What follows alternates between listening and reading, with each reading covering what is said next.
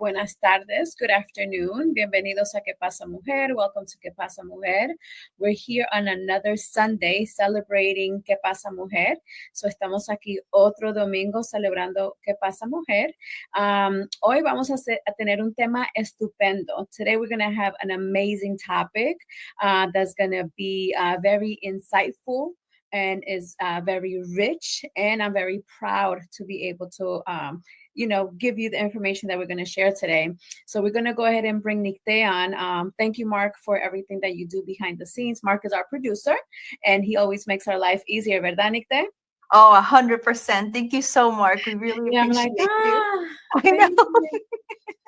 If it wasn't for Mark, oh my goodness, we wouldn't have all these nice graphics and colors and everything. And so our channel is through Roku TV. So of course, this is watched internationally, and it runs on Sundays at 4:00 Eastern Standard Time. But at the same time, it runs on different platforms throughout the week as well. So we've been doing the show for about 2 years, 2 years. And it just started, just as an idea, and we have been able to flourish. Nicte is in Hawaii. I'm in Virginia. Nicte, tell us a little bit about what is a brand strategist and designer. ¿Qué es lo que tú haces? So, primero que todo, hola Viviana. Thank you so much. I love having our show, all the topics we talk about. And about brand strategy, and what I do is that I connect design with purpose. So anything that is your voice, your communication, your colors, all of those matter with how you represent your brand. So if something is out of sync, it's going to show across the board. So what I do is with brand strategy, it starts at the core, who you are, what you do, but then also connects to your audience, who you're trying to connect with, what are their culture. And we find ways where your brand can show up verbally, visually, and through that message to connect with your audience. So it's about connecting color, cultura, and design with a purpose-driven brand strategy. It's not about pretty graphics, because pretty graphics will only take you so far. It's kind of like the facade. And if the core isn't really beautiful and connects with people, it's going to lose its luster and su brilliance. Lo que hace una marca hermosa, what makes a mark or a brand mark powerful and beautiful. So that's what I love to do. And I feel that just aligns so much with who we are as Latinos. I infuse a lot of culture through how we connect with our visuals, with our mannerisms, with our sayings. So that's, in a nutshell, what I love to do. And you're so great at it. And of course, Nicte is the one that did our logo for Que Pasa Mujer, because you should have seen the stuff I did at the beginning. I was like, argh. But then of course, Nicte came on board. So today I wanted to talk about Nicte. So there's an organization called Hispanic Star, right? Yes. And every year they come up with the toolkits and different resources, and they typically do it during Hispanic Heritage Month, and they highlight everything about the Latino and Hispanic community. And as I was looking through all of their literature, a lot of their statistics, I'm impressed by the statistics, right? Like I get excited. And I know a lot of the statistics comes from, for example, Latino Donors Collaborate, Bureau of Labor Statistics, the U.S. Census, the Pew Research Center, National Center for Education Statistics. So the content that is being given to us by this organization, it's legit data, right? Mm-hmm. And so what they do, they have really nice graphics. When I first saw it, I was like, oh my God, was Nicte on the team of the graphic designers? Because it really is aligned with the type of work that you do, Nicte. Mm-hmm. And one of the things that I wanted to kind of celebrate, and we have some graphics to kind of show you guys, but this year's theme was everything with Latinos, everything is possible. That was the theme this year for 2024. So one of the many gifts that Latinos have, which is my favorite one, but we always say it in every show, Latinos contribute $3.2 trillion to the economy. And this came in at the beginning of the year and currently is at 3.4, ¿verdad? Mm-hmm. Yes. So just imagine $3.4 trillion that Latinos are contributing to the economy. And Mark is going to show us a graphic in a few seconds with the gifts that Latinos provide to the United States. And I encourage you guys to like look up this information and, spread the news that this exists, because if we can kind of come together, if you notice right here on the left-hand side, that's where it says U.S. Latinos spend $3.2 trillion annually. 55% of all new businesses are Latinos since 2010. 2.9 million new jobs were created by Latinos. So every information here is everything about the increase, the positivity of Latinos and how we're contributing to the United States. So Mark, you could go ahead and remove that graphic. Nikte, I want you to tell me a little bit, like when you hear these numbers, like what does that do to your blood, to your soul, to your being? I absolutely love it. And I think, one of the most powerful things about seeing these numbers is that we often don't realize the impact that we have as a community, because sometimes we're so hardworking, we're so driven, we're so focused that we don't look for these stats to see how we are continually contributing. So for me, it's exciting. It opens up more possibilities, but it also makes me want to share this with other Latinos and Hispanos, and of course, businesses who are trying to connect with us, because it's really important for them to see the power of how we can contribute. And I see this as like a partnership, no como just come and promote with us or bring us in because we have the $3.4 trillion like that we can contribute to. But I think it's more of an opportunity for partnership. How can we connect with the Hispanic and Latino audience, and how can we as Hispanos and Latinas connect with our own community so that we can continually elevate each other and keep growing? So I absolutely love those statistics. It also makes me think of how can we help businesses better connect with who we are. And it's a lot by, if you're a business looking into these statistics, seeing how with the kit that Hispanic Star gives us, I think it's every April that they release it. And then they have this big, like Viviana was saying, they have this really huge, like half a day event on to kick off the Hispanic and Heritage Month. And in this media kit, they have incredible statistics, like you were saying, that they're from very reputable places. And what's so helpful is that if you're a business that you're trying to connect with Hispanic and Latinos, we definitely recommend you check it out. It has a lot of really great insight in how to connect with us. And I think it's about learning.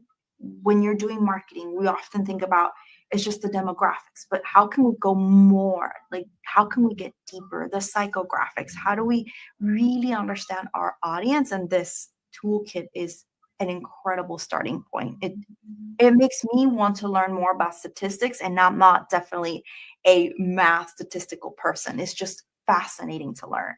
Yeah, every meeting I go to, I live in Hampton, Virginia, and so I run an organization called the Hispanic Resource Center. So I have the ability to just connect with a lot of other nonprofit and for-profit organizations. So they always want to hear the Latino version, or how can you, the stuff that you're talking about, how can we incorporate the Latino community into the different programs that are happening in the community? And so I'm one of the voices for the Latino community, and it is amazing the amount of interest that there is out in the community of non-Latino organizations that want to bring us in the flow as well, for many reasons, right? The visibility. We are here. We are, like you were saying, we do contribute financially, but we are, our children are in school. We're business owners. I think it was 31% of Hispanics are essential workers. There's like I know for the United States superintendent over education is Puerto Rican. So we have a lot of leadership roles that are happening as well at the government level and state level, and we are present, and there is a large population of Latinos, Hispanics in the United States. So everybody, a lot of the organizations want everybody to be represented. And so, it's just important to know that we're here and we're contributing in a positive way to society just in general. I know one of the things, and I know our show is Que Pasa, Mujer, but sometimes we do talk about other things that have nothing to do with women, but we do promote a lot of the positive happenings that are going on within women. I know one of the things that I was in the toolkit was Latinas are the number one job creators in the country. So it makes me think about myself. I own a tutoring company, and so I employ their, part-time independent contractors and some employees. But that's part of my contribution to the economy. Like I think we had a guest a couple of weeks that they were saying, like I employ people, and the people that I employ, they're able to send money back to their countries to help their families. You remember that guest that we had? Yes. Yes. So it's always a connection of everything that we do. And again, it's not always for the finances, but it's because we are utilizing the services here. Like I said, we're paying taxes. I think about 2 weeks ago, I read an article that was saying that undocumented Latinos pay $96 billion in taxes. What do you think about that number? Wow. I wish that would be a number that's shared more across the board, because I know that that could be a tricky conversation for people to have with immigration. But I do think that it shows that there's still a contribution within the community. And one of the things that I love that you were saying about, it's that it's not just for us, it's for our communities, that it's that ripple effect that you employ people who help their families. And this kind of goes across the board, that the more that we can bring communities together and contribute and help one another, the more that helps in the long term as a society, as a country. So I do think that those statistics are important, and I do see the value in how we can start to shift our mind that employing one Latina or Latino or Hispanic or Hispana can have massive impact for people who they help their families, and also making them feel safe, heard, and understood has a powerful effect. Because if you're a company that hires our community or someone from our community and they're happy, they're going to be your biggest advocate, especially if you sell products or services, because they're going to be naturally very happy being working within that environment, that they can be a huge opportunity for being brand ambassadors without necessarily having that monetary effect. And you can tell when people naturally believe in a product, whether they get paid for it or not. You can tell by their tone of voice, their excitement. I'm sure you've seen it, Viviana, too, when within our Latinos, we hear about a company or a product or service, and we're like, oh my gosh, Viviana, you have to try this out. They're not paying me for this, but I love their service because they did XYZ. Our community is so great about that. So it's an opportunity to get us to be your advocates without necessarily telling us to do that. Oh, for sure. Because once you tell somebody one thing and they had a great experience, they will spread the word. Because I know I'm like that, right? So we do through the Hispanic Resource Center, we do a food distribution once a month, and so we feed 150 families. Out of 150 families, about 90 of them are Spanish speaking families, and so once you start telling somebody like there's another like diaper distribution, and then what happens too is, so this is an area that we lack in reference to our Latino community volunteering, right? So like giving back, we kind of struggle in that area. But guess what? As people come to these events, I'm always talking to them because I do the registration, right? So I'm like, okay, your name, okay. So while we're waiting on the line, do you have any children? We're here to service and da-da-da. And then we also talk about them volunteering. So I remember one food distribution that we did. They said, this guy said, do you guys need any help? And I was like, sure, So two of the people get out of the car, and then they said, do you need more help? And we're like, sure. And then these two other cars of people that were with them got out of the car and they started helping too. So I think, you know what I think it is, though, Nicte? A lot of the times in our Latin countries, we don't know, number one, that nonprofit organizations exist. and they don't know how to serve the nonprofit organizations either. So we talk about this all the time. Maddie's not on the show today. She's one of our other co-hosts, but she's big on education, right? Educating yourself. So yes, you can come and get some food donations because food is expensive, or you might have, a lot of people that you're feeding, or sometimes you're getting food for your next door neighbor because they're in need and they're not able to come to the food distribution. But I think it's about educating ourselves. So I'm an advocate of that. If I come in contact with you, like we're talking about the things that, about the resources that are available, and also how you can give back to the community too, because that's big. I love that.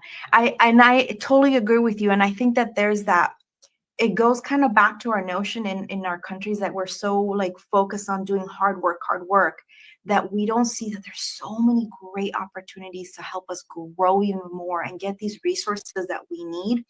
And you really hit it in the nail, como dicen, like, the fact that we don't necessarily have these services fully fledged out in our countries where we have nonprofits really understanding how to serve communities, because it hasn't really been fully developed there.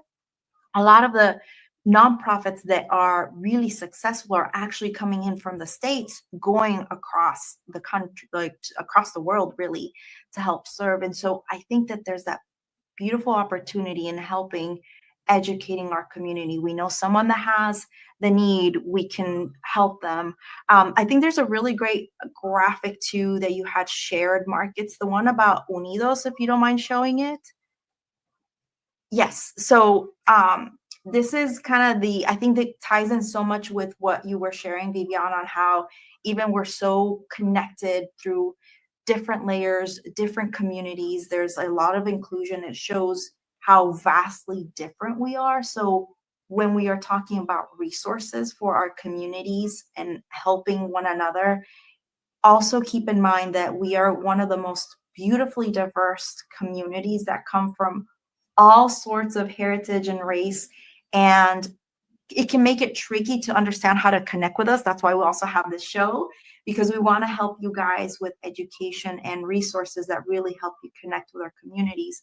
But it really goes to show the different layers of connection and help that we provide. Was there anything else you wanted to share, Viviana? No, I really love this graphic because I love entrepreneurship. So it says Latinas create small businesses 6 times faster than any other group in the United States. Mm-hmm. And 1 out of 5 entrepreneurs in the United States are Latino. And I just think that I just kind of wanted to point that out. And Mark, you can remove the graphic. One of the things that I wanted to share in reference to what you were saying, Ikte, the way that we market to different people, right? Mm-hmm. Like I've seen, I sit on the board in an organization here, and they do a flyer, and they're like, "Hey, let's do the flyer in Spanish." So the marketing people did the flyer, and I'm like, "No, you can't just put like the name or other, like we need the physical address, Mm-hmm. A lot of our Latino community, they're not big on the QR code situation yet, but of course they're getting educated to use it more. But you really have to market to our community in a particular way.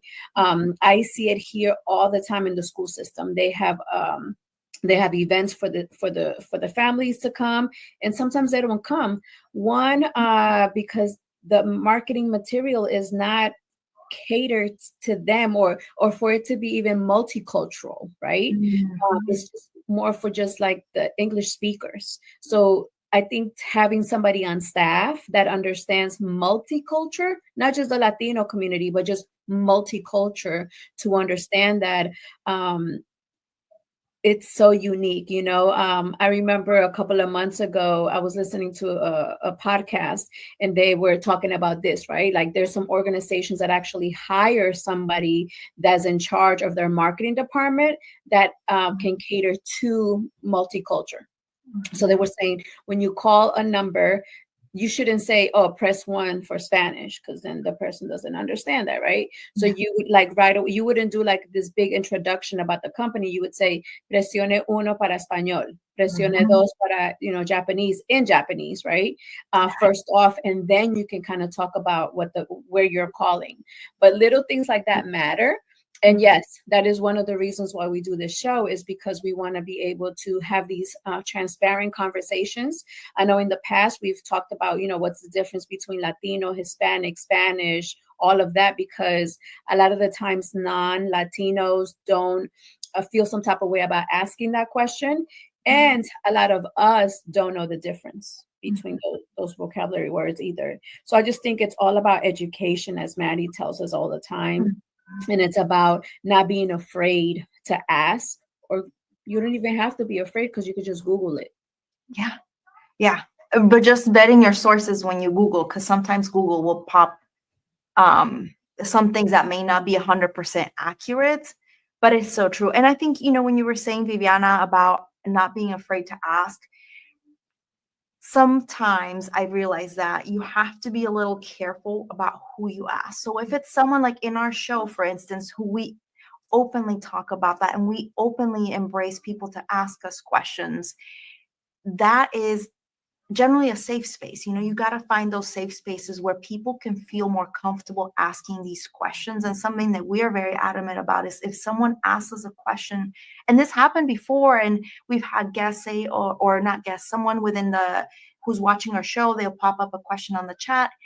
Oh, I didn't know this, or I was so afraid to ask, or they'll sometimes ask questions, and because we welcome these types of questions. And when people ask a genuine question, because they may not understand. Let's say someone says, well, I thought Hispanic Latinos were the same thing.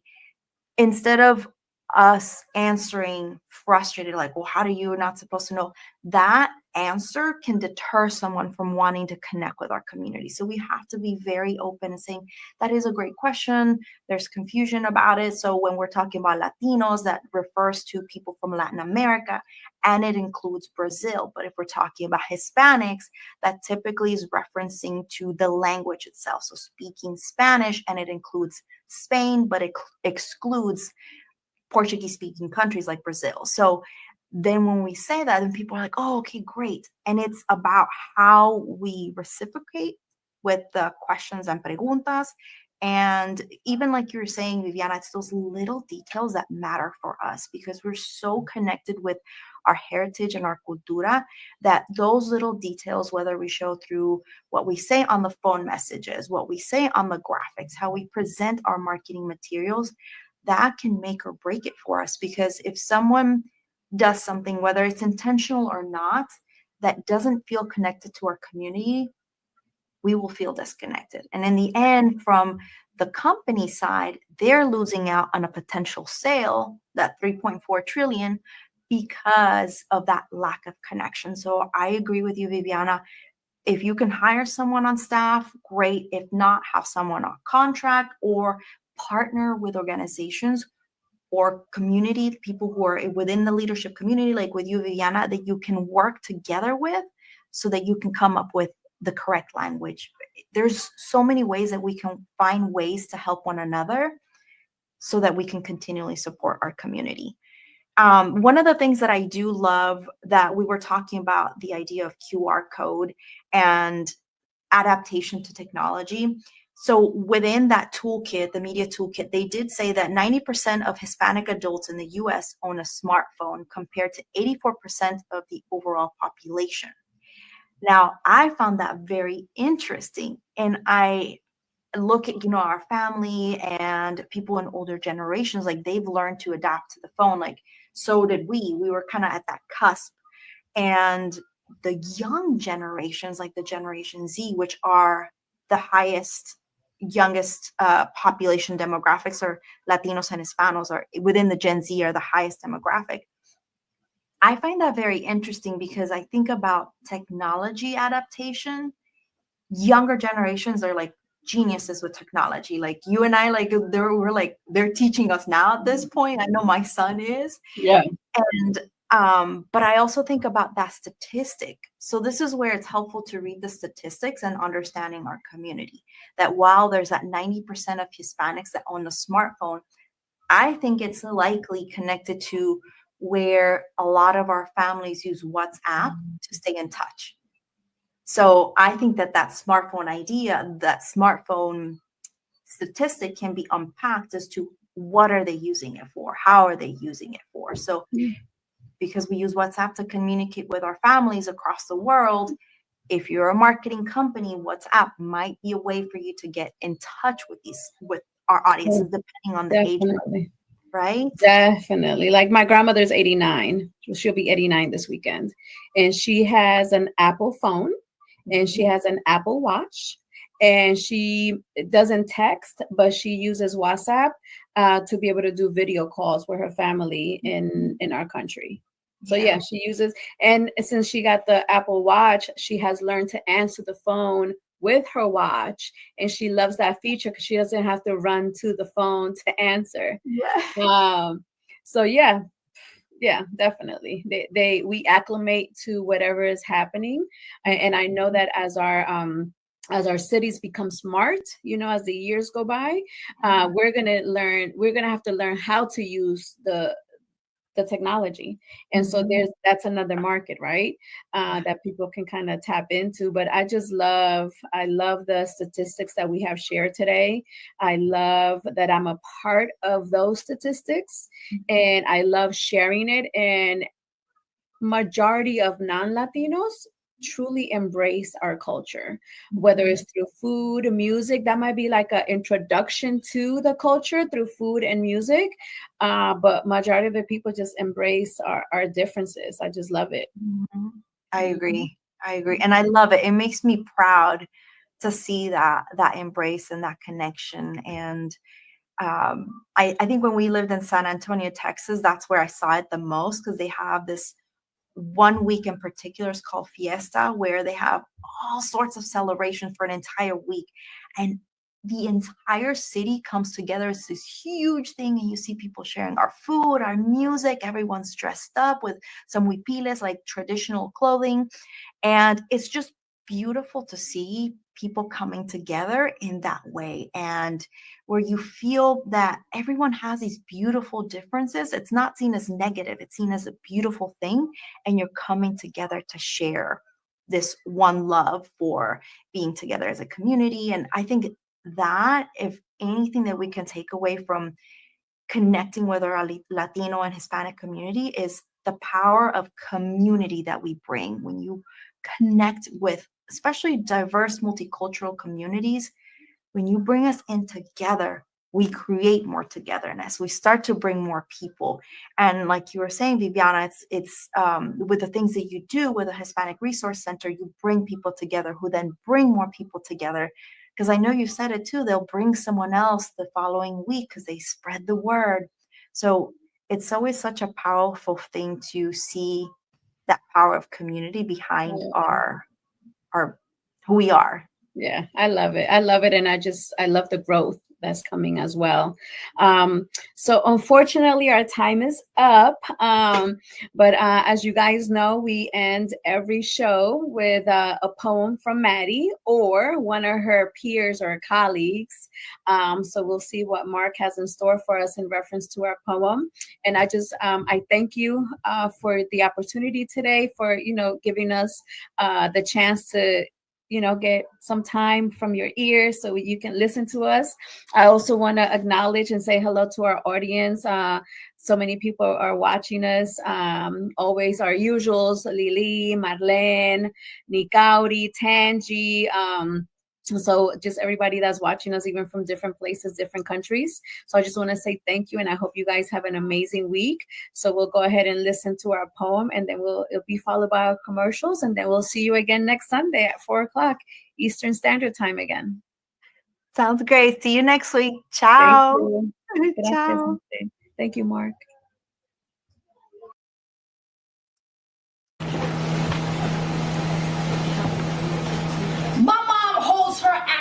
Like a shotgun with two good hands. Her tongue, all brass knuckled, slipping in between her lips, her hips are all laughter and wind clap. She speaks a sancocho of Spanish and English pushing up and against one another in rapid fire. See, there is no telling my mama to be quiet. My mama don't know quiet.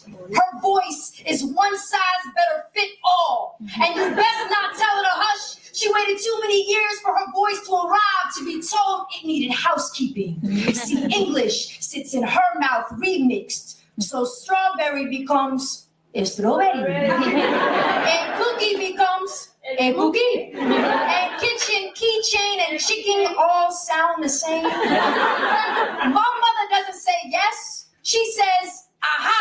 And suddenly the sky in her mouth becomes a Hector Lavoe song. Her tongue can't lay itself down flat enough for the English language. It got too much hip, too much bone, too much got too much cuatro to two-step, got too many piano keys in between her teeth. It got too much clave, too much hand clap, got too much salsa to sit still. It's the an anxious child wanting to make Play-Doh out of concrete English. Be too neat for her, kind of wonderful. Her words spill in conversation between women whose hands are all they got. Sometimes our hands are all we got, and accents that remind us that we are still bomba, still plena. You say huepa, huepa. You say huepa, huepa.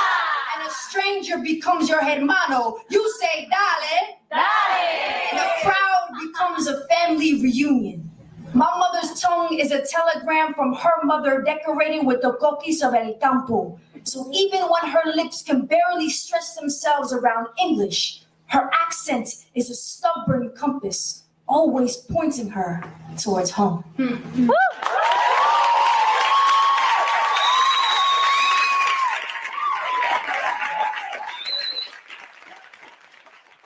Whether you're a seasoned designer, dabbler, or just starting out, this course is for you.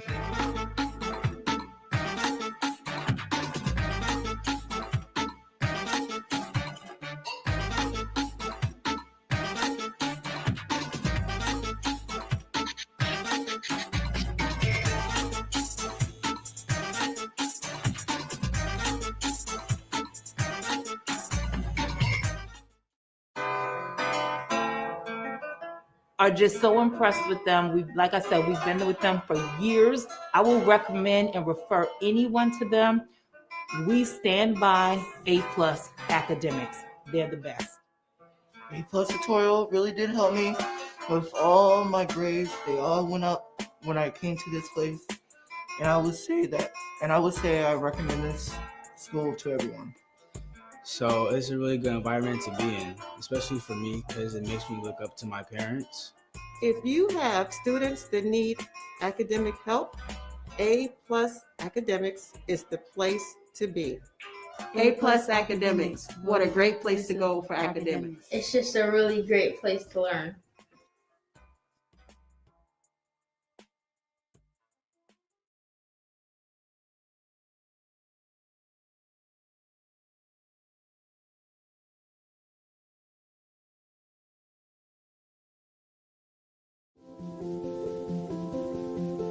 If you're watching this with your friends, you'll probably make a joke.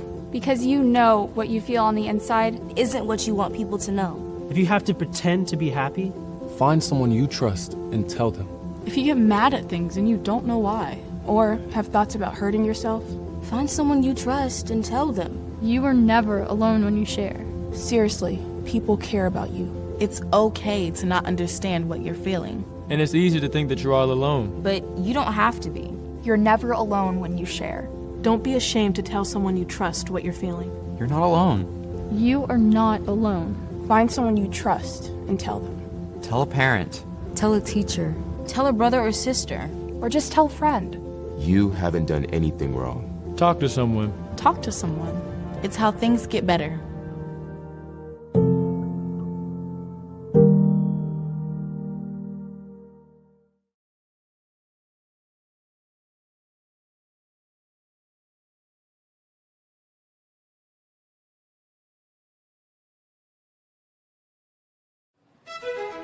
One day, we won't need this day. we won't need a day to celebrate how far we've come. We won't need a day to prove we're just as fast or strong or skilled. We won't need a day to relive the comebacks, the firsts, or the titles we've won.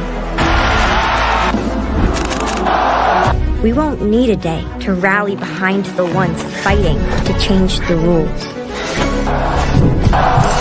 One day, we won't need this day at all, because one day, this day will be our everyday.